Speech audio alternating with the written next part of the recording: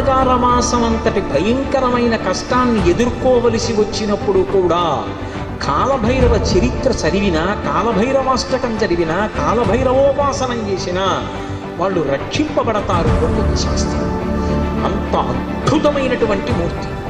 ఆ కాలభైరవుడు సాక్షాత్తు పరమేశ్వరుడే కాలభైరవుడిగా ఆవిర్భవించాడు ఒకానొకప్పుడు.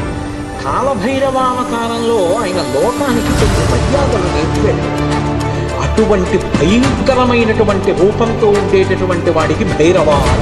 లోకంలో ఎవరైనా సరే బాగా పాపములు చేసి చేసి చేసి చేసి చేసి చేసి శరీరం విడిచిపెట్టేశారనుకోండి, ఈ లోకం విడిచిపెట్టి వెళ్ళిపోయేటప్పుడు భైరవయాతన అని ఉంటుంది. ఆయన క్రోధ రూపంతో వెంటబడతాడు గర్తం పట్టుకుని. ఆయన్ని చూసేటప్పటికి భయపడి చెమటలు కొక్కుతూ పరిగెడతారు. పరిగెత్తి పరిగెత్తి పరిగెత్తి దాహార్తితో యమసదనం దగ్గర అగ్ని జ్వాలలతో ఉంటుంది తోరణం.